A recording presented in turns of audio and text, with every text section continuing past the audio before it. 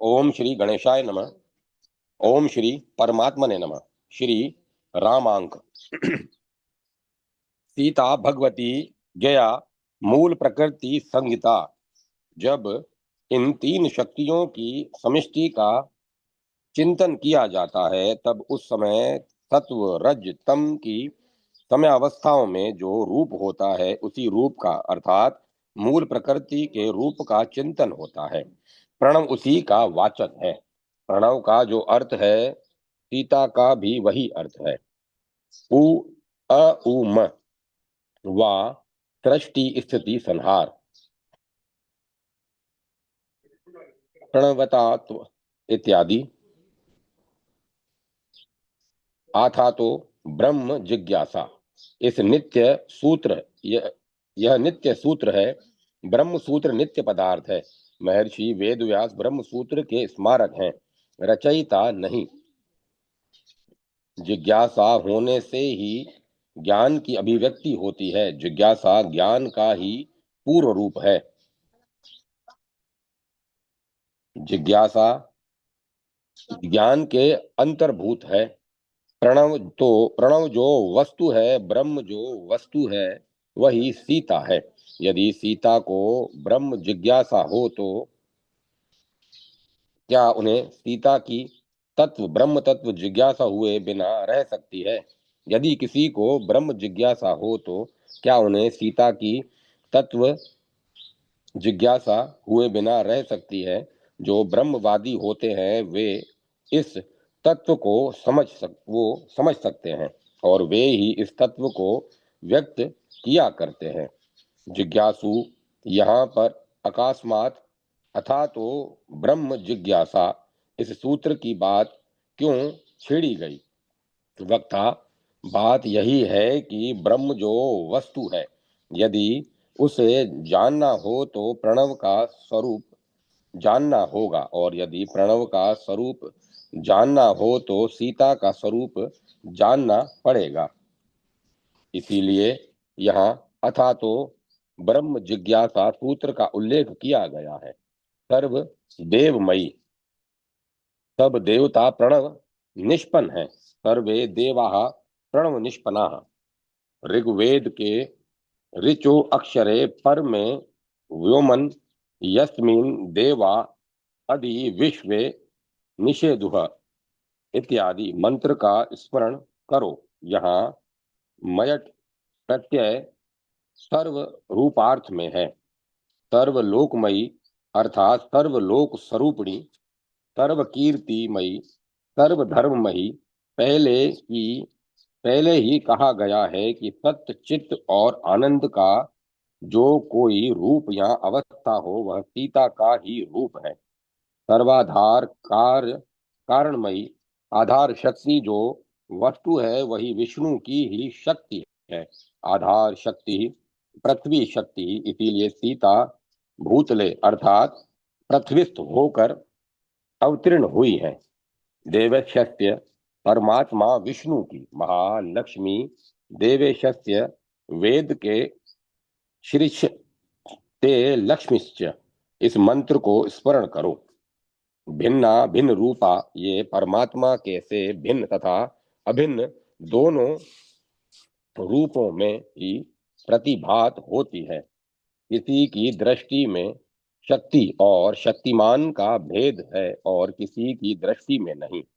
चेतना चेतनात्मिका, वे चेतन और अचेतन दोनों रूपों में ही प्रतिभात होती है। पहले की तरह दृष्टि भेद ही इसका भी कारण है। ब्रह्म स्वारात्मा, वे जड़ और अजड़ दोनों ही हैं। ब्रह्मा से स्थावर तक सभी उनके रूप हैं। ये जो सीता देवी है उनके जो गुण और कर्म हैं और उनके जो विभिन्न विभाग हैं उन्हीं से जगत में नाना रूप हुए हैं। जो कुछ जगत में तुम देख रहे हो ये सभी सीता के गुण भेद और कर्म भेद से उन्हीं के रूप हैं। यहाँ पर गीता के उपदेश को स्मरण करो। गुण यहाँ पर है, सतव रज और तम कर्म है। ब्रह्मा ब्रह्म अणादि वर्चति शम दमादि कर्म। यहाँ पर कर्म शब्द का प्रयोग करके अनादि कर्म की ही और लक्ष्य किया गया है। इसके द्वारा प्रकृति के सारे परिणाम दिखाते हुए यह दिखाया गया है कि वे ही सर्व परिणाम रूपा है और वे ही इन सारे परिणामों का मूल है। भूतादि अर्थात अहंकार यह त्रिविध है, सात्विक, राजस और तामस। देवऋषि यह सात्विक परिणाम है। जो कुछ होता है शक्ति द्वारा ही होता है, सर्वशक्ति की मूल वे ही हैं। अब यह बात स्पष्ट की जा रही है। ये सीता देवी तीन प्रकार से वर्णित होती है। ये तीन प्रकार शक्त्यात्मा में है: इच्छा शक्ति, क्रिया शक्ति और साक्षात शक्ति। इच्छा शक्ति के तीन भेद हैं। ये जो वृक्षादि उत्पन्न होते हैं ये सोम शक्ति के रूप हैं। सोम शक्ति की उद्भिता प्रस्विनी शक्ति है। सोम शक्ति अपायन शक्ति, पोषण शक्ति है। सूर्य शक्ति द्वारा क्रिया होती है, श्रेय होता है, उसका सोम शक्ति पोषण किया करती है।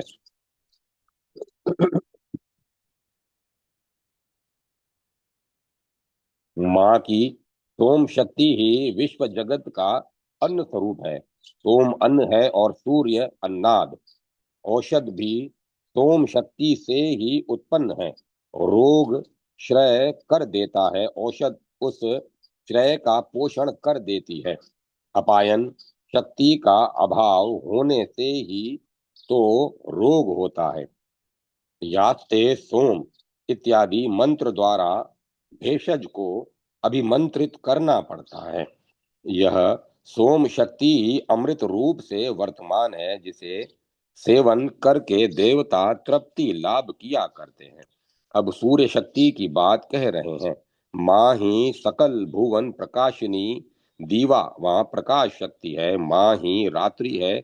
दिन में सौर शक्ति द्वारा नाना प्रकार के कर्म करके जब लोग शांत हो जाते हैं तब आराम के लिए उनके चरणों में शरण प्राप्त करने की प्रार्थना करते हैं। प्रमयति भूतानि इति रात्रि, ये ही श्रांत पुत्र को गोद में लेकर सुलाती है। इसके द्वारा सृष्टि तत्व दिखाया गया है। इन दीवा और रात्रि शक्ति द्वारा सृष्टि और लय शक्ति का रूप दिखाया गया है। रात्रि तमोगुणात्मिका है। इसके बाद फिर दिन होता है, सृष्टि होती है। इसके बाद माँ के काल रूप का वर्णन किया गया है। हम काल के कितने प्रकार के रूप प्रत्यक्ष किया करते हैं, यथा कला, निमेष, घटिका, याम, दिवस, रात्रि, पक्ष, मास, ऋतु, अयन, संवत्सर, मनुष्य की आयु अथवा शत संवत्सर, ये सभी माँ के रूप हैं। हम लोग कहा करते हैं यह कार्य शीघ्र संपन्न हुआ, यह विलंब से हुआ। ये जो काल के भेद हैं ये सीता के ही रूप भेद हैं। निमेष से लेकर परार्ध तक काल चक्र, जग चक्र प्रभृति चक्रवत परिवर्तमान जिन पदार्थों की उपलब्धि होती है ये काल के ही विभाग विशेष है। काल शक्ति प्रकाश रूपा है। सीता रूपणी अखंड काल शक्ति पूर्वोक्त सारे खंड काल चक्रों को प्रकाशित किया करते हैं। इसके बाद माँ के अग्नि रूप की बात कह रहे हैं। अग्नि रूपा अन्न पानादि प्राणी नाम इत्यादि। माँ की यह अग्नि शक्ति अन्नाद रूप में, प्राणियों की तृष्णा रूप में, देवगण के मुख रूप में, वनों औषधों ने शीतोषण रूप में, काष्ठ के अंतर्बही रूप में प्रकाशित होती है। उष्णता दो प्रकार की है, एक बाह्य और दूसरी आंतर। बाहर से लेकर मालूम होता है कि इसमें ताप है, परंतु भीतर वर्तमान रहता है। इस तरह का ताप यह अग्नि शक्ति नित्य रूपा है। अग्नि भोक्तृ शक्ति है, वही अन्नाद है, वही प्रकृति है, वही पुरुष है, प्राण ही अग्नि है। वेद की भाषा में मैत्र उपनिषद में अन्न और अन्नाद या भोग्य भोक्तृत्व का जो वर्णन है उसे स्मरण करो। जिस तरफ से देखो उन्हीं का रूप देखोगे। प्राण रूप से यदि देखो तो भी सीता का ही रूप देखोगे। इसके पश्चात श्री शक्ति के त्रिविध रूप की बात कही गई है। श्री देवी भगवान के संकल्पनानुसार लोक रक्षा के लिए रूप धारण करती है। ये श्री या लक्ष्मी रूप में सबकी लक्ष्यमाणा होती है। सौंदर्य के लिए जिसे देखने से लोगों की दृष्टि आबद्ध होती है, लोग आकृष्ट होते हैं, लोग जिनको लक्ष्य करते हैं, जिसको पाना चाहते हैं, जिसका आश्रय ग्रहण करना चाहते हैं, वे लक्ष्मी हैं, वे श्री हैं। तदंतर भू शक्ति की बात कही गई है। आधार शक्ति का नाम ही भूदेवी है। भूदेवी ससार गरंभ सप्तद्वीपा वसुंधरा रूपा है, इसीलिए माँ पृथ्वी से उठी थी। ये ही चतुर्दश भुवन के आधार तथा आधे रूप में लक्षिता प्रणवात्मिका शक्ति है। प्रणव में अ उ मकार है। भू में भी केवल भू ही नहीं रहता, बल्कि भुव और स्व भी रहते हैं। नीलात्मिका शक्ति सब प्राणियों की पोषण रूपा है।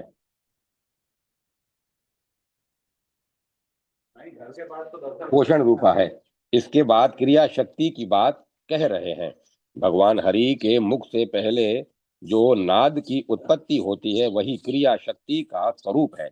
इसके द्वारा वेद का स्वरूप दिखाया जा रहा है। इससे बिंदु, उससे ओमकार और उससे राम व्याख्यानस पर्वत की उत्पत्ति होती है। उससे कर्म ज्ञानमयी बहुशाखाओं का आविर्भाव होता है। बहुशाखाएं होने पर भी प्रधान तीन ही शाखाएं हैं, जिनका नाम त्रयी है। यही आद्य शास्त्र है। इससे भी अर्थों के दर्शन होता है। अतः वेद ही सब विज्ञानों के विज्ञान हैं, सब अर्थों के अर्थ हैं। विशिष्टिक कार्य सिद्धि के लिए माँ चतुर्वेद का रूप धारण करती है, अर्थात अतिरिक्त अथर्ववेद का आविर्भाव होता है। नहीं तो त्रयी के अंदर ही अथर्व है। जिस दृष्टि से ऋक यजु साम ऐसा भाग किया गया है, उस दृष्टि से अथर्व को पृथक करने की कोई आवश्यकता नहीं होती। अथर्ववेद का कुछ अंश अभिचार द्व्यापार विषयक है। अथर्व भी साम ऋक यजुरात्मक है। ऋग्वेद की 21, यजुर्वेद की 109 और सामवेद की सहस्त्र शाखाएं हैं। अथर्ववेद की जांच शाखाएं हैं। जिज्ञासु राम व्याख्यानस पर्वत और त्रयी, इन दोनों शब्दों का अर्थ अच्छी तरह मेरी समझ में नहीं आया। वक्ता सब शक्तियां राम वेखानस पर्वत का आश्रय लेकर रहती हैं। राम वेखानस शब्द द्वारा सगुण ब्रह्म लक्षित होता है। जिसमें पर्व है वह पर्वत है। यह शब्द राम रूप वेद पर्वत का बोध कराता है। वेद में कांड है, इसीलिए इसकी तुलना पर्वत के साथ की गई है। कर्म कांड के लिए अथर्व नामक वेद के चतुर्थ भाग की कल्पना की गई है। सामान्य लक्षणों के अनुसार विभाग करने पर ऋक यजु और साम तीन ही विभाग होते हैं। जिस तरह ओमकार से वेद उत्पन्न हुए हैं, उसी तरह ओमकार से भगवान के सगुण रूप का आविर्भाव हुआ है। प्रकृति के तीन रूप हैं। चतुर्थ अवस्था साम्य अवस्था है। वेद की भी चार अवस्थाएं हैं। जब तीन लोकों को लेकर अर्थात तीन लोकों के ख्याल से चिंतन किया जाता है, तब यह त्रयी है। कोयात्मा मां चतुष्पात, इस युक्ति के अर्थ का चिंतन करो। प्रणव वेद ब्रह्म। वेद के कर्म दृष्टि से तीन प्रकार हैं, ऋक यजु और साम। जहाँ सब कुछ जाकर सम्मिलित हो जाता है, जहाँ फिर परस्पर भेद नहीं रह जाता, वही गीत है। वहाँ इतरत्व नहीं हो रहेगा, वैषम्प नहीं रहेगा, साम सम साम संवित्व, वैषम्य नहीं रहने से क्रिया नहीं होती। पहले कर्म ऋग्वेद कर्म है। ऋग्वेद प्रधानतः कर्मात्मक है। भूलोक ऋग्वेद का रूप है। ऋग्वेद के न रहने पर किसी वेद की स्थिति नहीं रहती। पहले कर्म द्वारा चित्त शुद्धि करनी होगी। छंद के अनुसार जो कर्म है वही ऋक है। चक्षुरादि इंद्रियों के द्वारा जो कर्म हो रहे हैं वे ऋक के रूप हैं।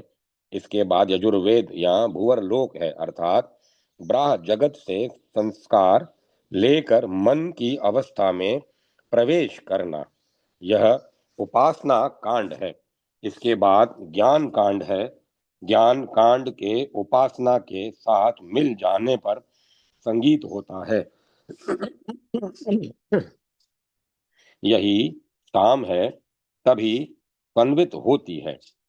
विखनस शब्द से वेखानस पद उत्पन्न हुआ है। विगत हुआ है खनन जिससे, अर्थात एक केंद्र अवस्था जो जागतिक विषयों द्वारा परिचिन्न नहीं है। इसके बाद उस वेद का अंग विभाग किया गया। सीता या वेद के कौन कौन से अंग हैं यह कहा गया है। तत्पश्चात उपांग बताए गए हैं। षड्दर्शन मीमांसा न्याय प्रभृति वेद के उपांग हैं।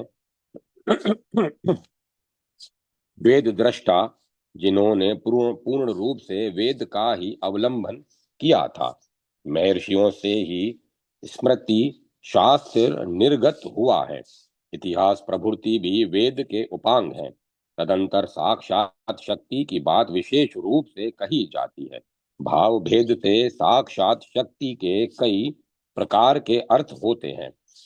परमात्मा भगवान श्री रामचंद्र के स्मरण मात्र से ही उनका ध्यान करते करते जो उनका आविर्भाव होता है वह इस साक्षात शक्ति की क्रिया से होता है। निग्रह अनुग्रह रूपा शांति तेजो रूपा प्रभुति इनके अनेक रूप हैं। ये भगवत सहचारणी अनपायनी है। सृष्टि स्थिति संहार तिरोधान और अनुग्रह इत्यादि सब इन्हीं शक्ति के रूप हैं। इसीलिए इनको साक्षात शक्ति कहा जाता है। जिज्ञासु साक्षात शक्ति का स्वरूप कुछ और विशद रूप से समझा दीजिए। वक्ता पहले साक्षात शब्द को लक्ष्य करो। ये साक्षात शक्ति है और कोई शक्ति नहीं। ये इच्छा ज्ञान क्रिया आदि सब शक्तियां नहीं है। ये साक्षात शक्ति है। साक्षात शक्ति चैतन्य शक्ति या चित्त शक्ति है। ब्रह्मा विष्णु महेश्वर जिनसे उत्पन्न हुए हैं वे साक्षात शक्ति है। साक्षात शक्ति वह शक्ति है जो और किसी शक्ति से उत्पन्न नहीं हुई है। इस अपरिछिन्न ब्रह्म शक्ति से ही इच्छा ज्ञान और क्रिया शक्ति निर्गत हुई है, अथवा ऋक यजु और साम आविर्भूत हुए हैं। महालक्ष्मी महाविष्णु सदाशिव प्रभृति शब्दों के द्वारा जो लक्षित होती हैं वही सात साक्षात शक्ति है। जो सब के ऊपर है उन्हीं को साक्षात शक्ति कहते हैं। फिर इच्छा शक्ति की बात कह रहे हैं। इच्छा शक्ति त्रिविध है। ये इच्छा शक्ति प्रलय अवस्था में विश्रामार्थ भगवान के दक्षिण वक्ष स्थल में श्री वत्स्याकृति रूप में अवस्थान करती है। ये परमात्मा व भगवान को आश्रय करके उनके हृदय में रहती हैं। इसीलिए इनका श्री नाम पड़ा है। सीता की जो इच्छा शक्ति है वे ही प्रलय काल में संक्रमण करके भगवान के हृदय में जाकर आश्रय ग्रहण करती है। ये ही योग शक्ति है। बहिर्मुख व्रति जो सृष्टि शक्ति है उससे जो लय शक्ति उनकी ओर ले जाती है वही योग शक्ति है। सीता देवी सर्वदा जो कार्य कर रही है वही इन बातों द्वारा व्यक्त किया जा रहा है। वे सृष्टि काल में बाहर निकल जाती हैं, फिर लय काल में भीतर प्रवेश कर जाती हैं, वहां जाकर विश्राम करती है। तुम जो योग साधन करोगे वह भी यही वस्तु है। तुम भगवान से बहिर्मुख होकर निकल आए तो हो, तुमको वृत्ति निरोध करके फिर जाकर उनके साथ मिलना पड़ेगा, यही योग है। भोग शक्ति जो वस्तु है वह भी वे ही है, वे ही भोग रूपा है। कल्प वृक्ष आदि जो कुछ है वे भोग के ही उपलक्षण है। धनादि जो कुछ है वे भगवान के उपासकों के पास आप ही जाकर उपस्थित हुआ करते हैं। जो भगवान की यथार्थ उपासना किया करते हैं उनकी इच्छा मात्र से ही शंखादि निधियां उत्पन्न होती हैं। चिंतामणि उनके करतलगत हुआ करता है। जिज्ञासु, चिंतामणि का स्वरूप क्या है? वक्ता, कहा जाता है, चिंता मणो स्वरूपेण न किंचिदुपलक्ष्यते उपलभ्यते, परंतु उसमें जो किसी को अपना अपना वांछित रूप दिखाई पड़ता है, भगवान सर्वाकार है। तुम उनको जिस जिस रूप में देखने की इच्छा करोगे वे तुमको उसी उसी रूप में दर्शन देंगे। जो भक्ति युक्त होकर साधन करेंगे वे चाहे इच्छा करें या न करें, विभूतियां आप ही उनके समीप आ पहुंचेंगी। इसके बाद वीर शक्ति की बात कही जाती है। वीर लक्ष्मी जो है वे भी सीता का ही रूप है। वक्ता, चिदात्मा से विमुक्त होने पर प्रकृति की कैसी अवस्था होती है? ज्ञान में परमात्मा से विच्छिन्न होने पर जीव को कैसी व्याकुलता होनी चाहिए? अज्ञान या अविद्या द्वारा ज्ञान के अपहृत होने पर पुनः ज्ञान प्राप्ति के लिए कैसी चेष्टा होनी चाहिए? उस किस प्रकार निरंतर स्मरण होना चाहिए? जगत को इस बात की शिक्षा देना ही सीता के द्वितीय व्यक्त अर्थात हलाग्र के ज्ञान की रूप में अवतार का मुख्य प्रयोजन है। रावण के अंदर ज्ञान तथा भक्ति का बीज था, परंतु पहले वह सम्यक रूप से प्रस्फुटित नहीं हुआ था। शिवाधान शिव ध्यान परायण और तपस्या परायण होने पर भी रावण के हृदय में पहले देवताओं पर अधिपत्य करूंगा ऐसी ही कामना थी। तब उसे ब्रह्म विद्या की कामना नहीं थी। जब उसने ब्रह्म विद्या सीता की कामना की तब वह धर्म अर्थात राघव निर्जित हुआ, अर्थात धर्म द्वारा अभिभूत हुआ, अर्थात स्वयं धर्ममय हुआ। तभी श्री राम के हाथ से उसकी मुक्ति हुई। जब उसने ब्रह्म विद्या सीता को देखा तभी उसके अंदर ज्ञान का कुछ उदय हुआ। तब वह इस ब्रह्म विद्या को प्राप्त करने के लिए, मुक्ति प्राप्ति के लिए उद्योगशील हुआ। सभी ने कहा सीता को छोड़ दो नहीं तो सर्वनाश होगा, परंतु उसने छोड़ना नहीं चाहा। कहा सर्वनाश होने पर भी मैं नहीं छोड़ूंगा। रावण की इस अवस्था के साथ भक्त की अवस्था की तुलना करो। जब भक्त के हृदय में यथार्थ भक्ति का आविर्भाव हुआ, जब भजनीय का रूप कुछ उसकी समझ में आया, तब फिर सर्वनाश होने पर भी वह उनको छोड़ना नहीं चाहता। यहाँ सर्वनाश का अर्थ है संसारिक जो कुछ है उसका नाश। जय माता सरस्वती। जय मां सरस्वती। जगजननी जनक नंदिनी श्री सीता देवी। लेखक राष्ट्रपति पुरस्कृत डॉक्टर कृष्ण दत्त भारद्वाज शास्त्री, वेदांतचार्य। मंगलाचरण। इच्छा ज्ञान क्रिया शक्ति त्रितयम यद्भाव साधनम तद ब्रह्म सत्ता सामान्यम सीता तत्व मुवापस में है।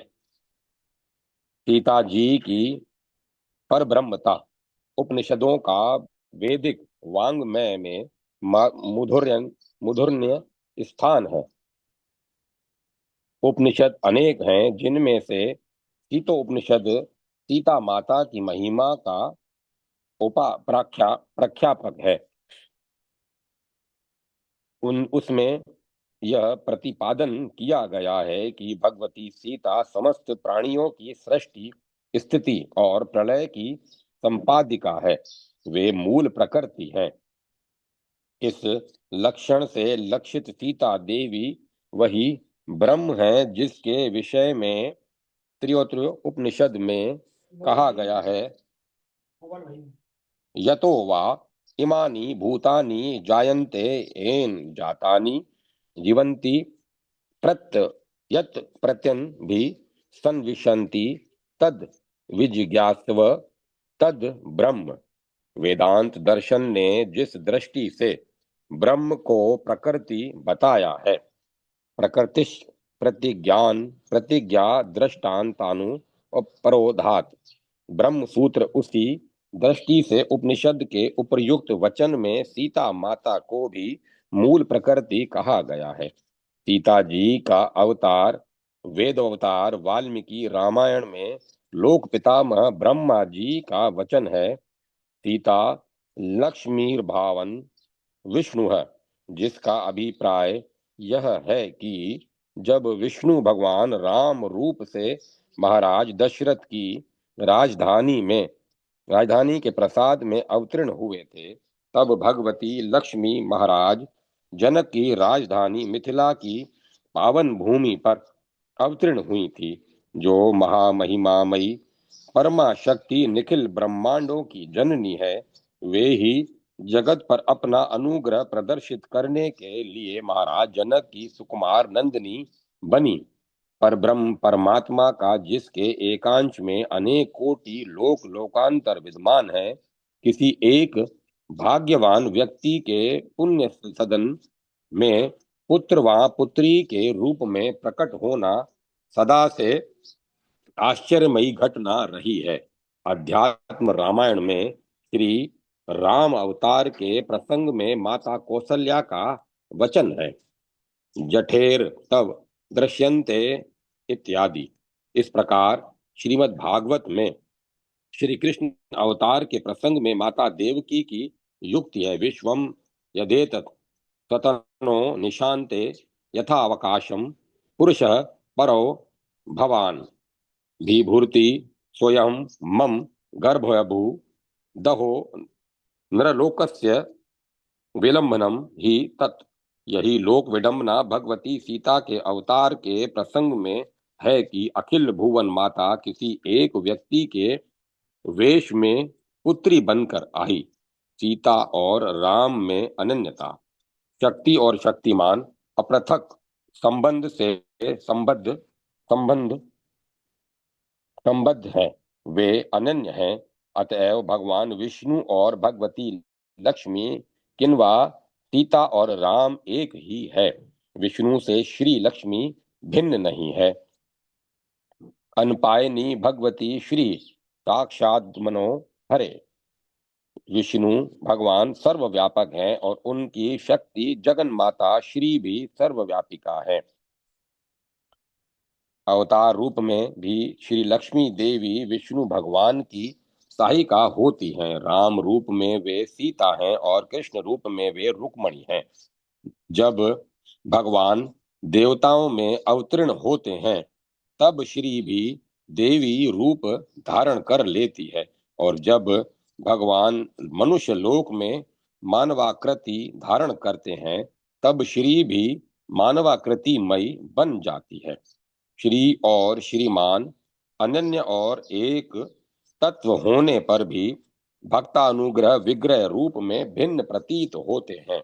लक्ष्मी नारायण सीताराम राधा कृष्ण आदि रूप परब्रह्म के ही लीला निमित्त दो दो रूप हैं, किंतु युगल रूप में अन्यता है। श्री राम ने अग्निदेव के प्रति सीता जी के साथ अपनी अनन्यता का प्रतिपादन करते हुए कहा है, प्रभा एवं प्रभा धन सूर्य जिस प्रकार अनन्य और अभिन्न है, उसी प्रकार सीता देवी मुझ रामचंद्र से अनन्य और अभिन्न है। स्वयं श्री सीता देवी ने रावण के प्रति श्री राम से अपनी अनन्यता की स्थापना इन्हीं शब्दों में की थी।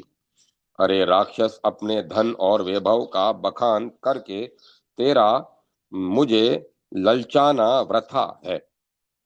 मैं तो राघव राम से उसी प्रकार अनन्य हूं जिस प्रकार सूर्य से उसकी प्रभा अनन्य होती है। विलक्षण प्रादुर्भाव। एक दिन राजऋषि जनक खेत जोत रहे थे।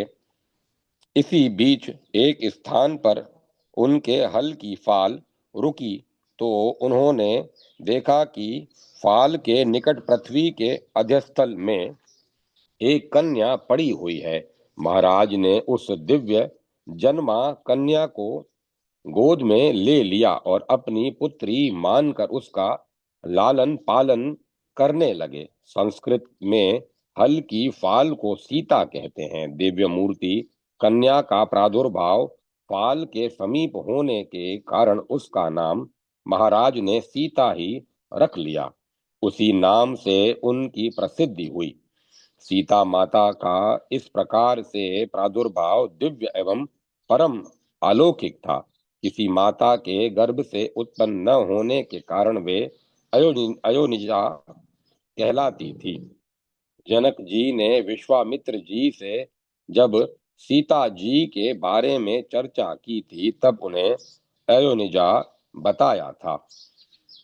मेरी इस कन्या का जन्म किसी माता के गर्भ से नहीं हुआ, यह दिव्य जन्मा है। मैंने यह निश्चय किया है कि इसका विवाह किसी शूरवीर से ही करूंगा। स्वयं सीता जी ने भी महर्षि अत्रि की धर्म पत्नी अनसुईया को अपना परिचय देते हुए अपने को अनियोजा भी ही कहा था। मुझे अनियोजा कन्या समझकर वे भूपाल मेरे लिए योग्य और परम सुंदर पति का विचार करने लगे, किंतु किसी निश्चय पर नहीं पहुंच सके। माता पिता से उत्पन्न न होना। सीता जी का किसी माता पिता से उत्पन्न न होना वेदांत शास्त्र सम्मत है। इस ब्रह्म सूत्र के भाष्य में आचार्य शंकर का वचन है।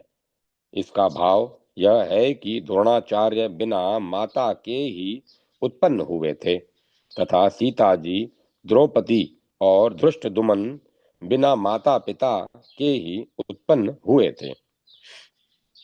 सीता जी का भूतल में प्रादुर्भाव रामायण के अनुसार ऊपर बताया जा चुका है। द्रौपदी और धृष्टद्युम्न महाभारत के अनुसार महाराज ध्रुपद के यज्ञानल से प्रकट हुए थे।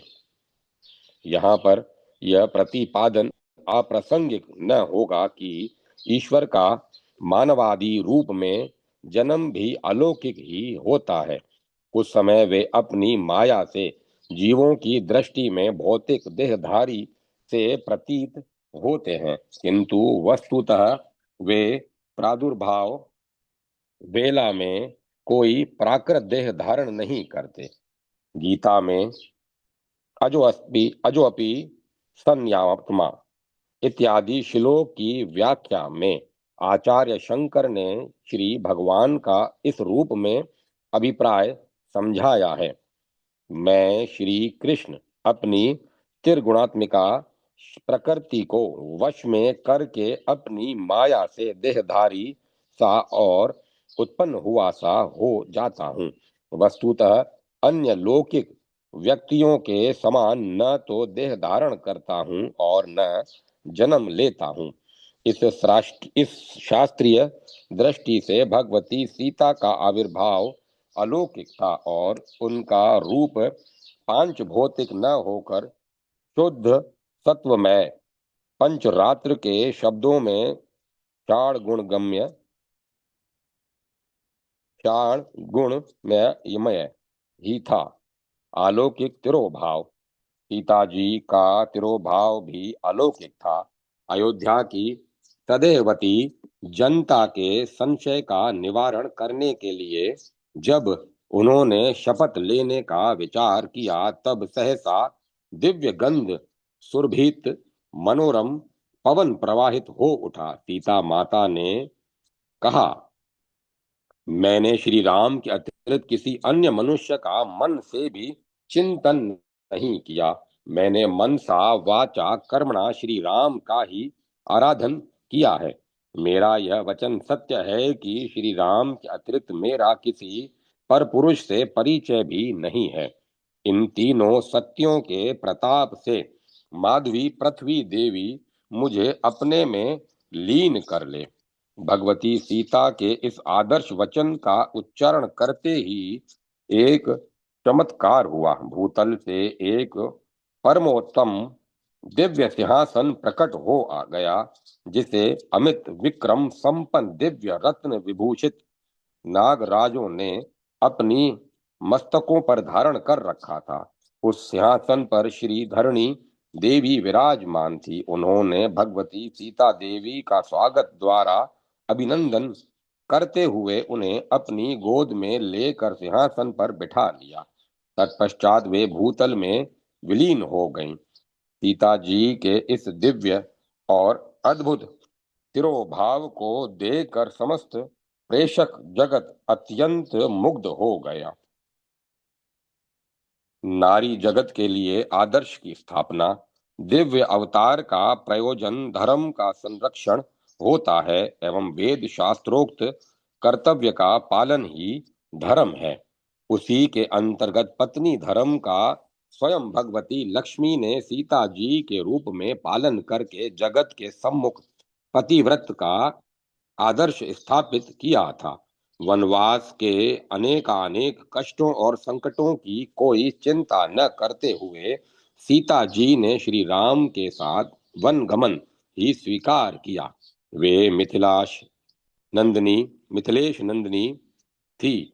जनक जी के प्रसाद के आमोद प्रमोद में वातावरण में पली थी और विवाह के अनंतर अयोध्या के वैभव में प्रसाद में रही थी।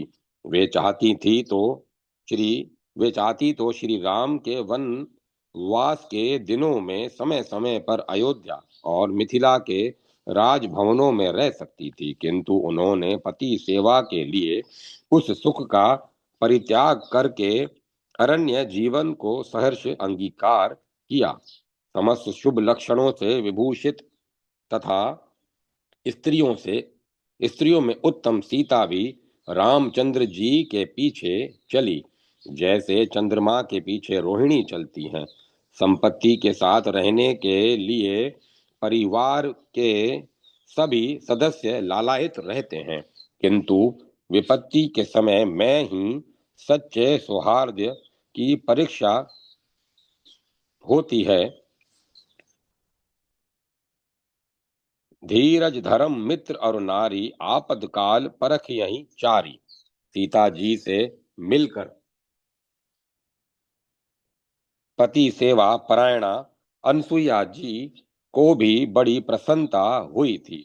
उन्होंने कहा था, हे सीते, बंधु बांधवों का परित्याग करके एवं सब प्रकार के आदर सम्मान और धन वैभव को भी अकिंचित कर मान कर पति पिता हे सीते, बंधु बांधवों का परित्याग करके एवं सब प्रकार के आदर सम्मान और धन वैभव को भी अकिंचित कर मान कर पिता दशरथ के आदेश का पालन करने के लिए प्रतिज्ञाबद्ध वनवासी राम का तुम अनुगमन कर रही हो, यह देखकर मुझे बड़ा हर्ष हो रहा है। अनसुईया जी ने अपने वार्तालाप में नारी धर्म की विशेष चर्चा की थी, जिसका संक्षेप है, उदात स्वभाव वाली महिलाओं के लिए पति ही परमोत्तम देवता है। इस पर सीता जी ने भी कहा है, हाँ माता जी, यह बात तो मुझे बचपन से ही विदित है। फिर वे बोली, वन को प्रस्थान करते समय माता कौशल्या के साथ मुझे याद है, और जब पिता जनक जी ने यज्ञ की योजक नामक अग्नि की सन्निधि में मेरा पाणिपति देव को गिरण कराया था। तब मेरी माता जी ने जो उपादेय उपदेश मुझे दिया था उसका भी मुझे स्मरण है। मेरी माता ने बताया था, पति देव की सेवा शुश्रूषा के अतिरिक्त नारी के लिए अन्य किसी तपश्चर्या का विधान शास्त्र में नहीं है। श्री सीता राम के परस्पर स्नेह में अनेक प्रसंग हैं, जिनमें से एक इस प्रकार है। ऋषियों की रक्षा के लिए युद्ध में राक्षसों का वध करने की प्रतिज्ञा श्री रामभद्र ने की थी और इसी उद्देश्य की पूर्ति के लिए रक्षो बहुल दंडकारण्य की और उन्होंने प्रस्थान किया था। जनक नंदिनी को दंडवत वन में जाना रुचिकर नहीं था। उनकी अरुचि का कारण वन्य पशुओं अथवा राक्षसों से भय नहीं था, अपितु यह था कि श्री राम अपनी प्रतिज्ञा का पालन करने के लिए कहीं उन राक्षसों का भी वध करना प्रारंभ न कर दें जो हमसे वैर नहीं रखेंगे। अपने मन में इसी संशय का निवारण करने के लिए और श्री राम को अकारण राक्षस वध से निवृत्त करने के लिए एक दिन समय पाकर उन्होंने राघवेंद्र से कहा, नाथ, संसार में 3 व्यसन प्रमुख हैं, मिथ्या भाषण, पर दाराभिगमन और बिना वैर के क्रोध।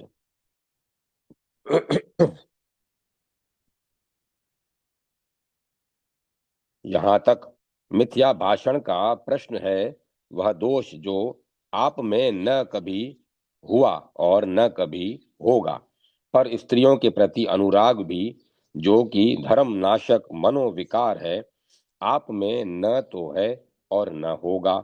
आप सत्यवादी और धर्मनिष्ठ हैं, किंतु जो तीसरा व्यसन बिना वैर के क्रोध है, वह आप में आना चाहता है, क्योंकि आपने दंडकारण्यवासी राक्षसों के वध का प्रण ले लिया है। इसी कारण मेरे मन में चिंता हो रही है और मैं नहीं चाहती कि आप दंडक वन में प्रवेश करें। यदि बिना अपराध के ही आप राक्षसों का संहार करने लगेंगे तो जनता क्या कहेगी।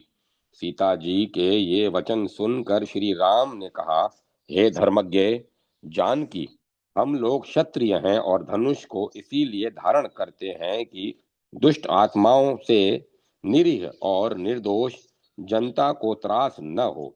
दंडक वन के राक्षस यहाँ तपश्चर्या में निरत निरपराध ऋषि मुनियों के यजन भजन में निरंतर विघ्न ही नहीं करते रहते, अपितु उन महात्माओं को ये नर मांस भोजी मार कर खा जाते हैं। राक्षसों से संत्रस्त होकर वे महात्मा लोग मेरी शरण में आए थे और मैंने उनकी रक्षा की प्रतिज्ञा की है। अतएव दुर्दांत दैत्यों का संहार करके ऋषि रक्षा करना उस व्यसन के अंतर्गत नहीं है जिसकी मुझ में संभावना करके तुम चिंतित हो रही हो। तुमने अच्छा किया जो अपने मन की बात मुझसे कह दी। तुम्हारा मुझ में स्नेह है, सौहार्द है, तभी तो तुमने अपने दृष्टिकोण को मेरे सम्मुख रखा। प्रिय व्यक्ति को ही समझाने का प्रयत्न किया जाता है, जैसा कि तुमने अभी किया है। तुम्हारे इस प्रीति भाव से मैं बहुत प्रसन्न हूँ। हे शोभने, तुमने अपने कुल के अनुकूल ही मुझे समझाने का उपक्रम किया है। तुम मेरी सहधर्मचारिणी हो, अतएव तुम मेरे लिए अपने प्राणों से भी अधिक प्रिय हो। इस प्रसंग से सीता जी की यह भावना प्रकट होती है कि श्री राम किसी भी अंश में धर्म के मार्ग से विच्युत न हो जाएं। यही सभी सती साध्वी पत्नियों का कर्तव्य होना चाहिए कि वे पति को धर्म कर्म की और ही प्रवृत्त करती रहें। वनवास वेला में पति परायण सीता जी के हृदय में सदा यही कामना रहती थी कि श्री रामचंद्र जी अपने पिताजी की आज्ञा का पालन करें, पिताजी का आज्ञा का पालन कर सकें। समय समय पर उनके उदार उनके उदार इस भावना के घोतक हैं, उद्गार इस भावना के घोतक हैं। नौका में गंगा पार करते समय उन्होंने गंगा जी से प्रार्थना की, हे गंगा माता, दशरथ नंदन ये मेरे प्राणनाथ वन में पूरे 14 वर्ष रहकर अपने पिताजी के आदेश का पालन कर सकें, आप इनकी रक्षा करती रहें। इसी प्रकार यमुना पार करते समय वे बोली, हे यमुना माता, मैं तुम्हारे पार जा रही हूँ। मेरी कामना है कि मेरे पति देव अपने पिता आदेश पिता आदेश पालन रूप व्रत का अंत तक निर्वाह कर सकें। वट वृक्ष की छाया में विश्राम करते समय भी उन्होंने कहा, हे वनस्पते, मैं आपका अभिवादन करती हूँ। मेरी इच्छा है कि मेरे पति देव सफलता पूर्वक अपने व्रत का पालन कर सकें। द्वितीय वन निवास के समय भी श्री राम से अपने वियोग के कष्ट को सहन करते हुए सीता जी ने लक्ष्मण जी के द्वारा श्री राम के लिए जो संदेश भेजा था वह स्वर्णाक्षरों में लिखा जाने योग्य है। राजन, अपनी प्रजा के प्रति वही स्नेह भाव रखिएगा जो आप अपने छोटे भाइयों भरत, लक्ष्मण और शत्रुघ्न के प्रति रखते आए हैं। यही आपका परम धर्म है। इसका पालन करते रहने से आपकी उत्तम कीर्ति का विस्तार होगा। अपने कष्ट को भुलाते हुए वे बोली, हे राजन, मुझे अपने शरीर की चिंता नहीं है, क्योंकि नारी के लिए पति ही देवता हैं, पति ही बंधु हैं, पति ही गुरु हैं। अतएव उसे अपने प्राण निछावर करके ही विशेष ध्यान रखकर यही कार्य करना चाहिए जो पति को प्रिय हो। इस प्रकार उदात और परमोत्तम पति भक्ति की चर्चा करते हुए सीता जी ने स्वयं भी उसी का आचरण करते हुए जगत के सम्मुख भारतीय पत्नी अनुकरणीय आदर्श स्थापित किया था। वही वेदोक्त प्राच्य सनातन आदर्श अघटन नारी के लिए भी पथ प्रदर्शक हो, मंगलमय हो। जय माता सरस्वती। जय मां सरस्वती। ओम नमो भगवते वासुदेवाय। ओम नमः शिवाय। ओम नमो नारायण। राम लक्ष्मण जान की जय बोलो हनुमान की। अब कथा को विराम दिया जाता है। ओम तत्सत। ओम तत्सत। ओम तत्सत।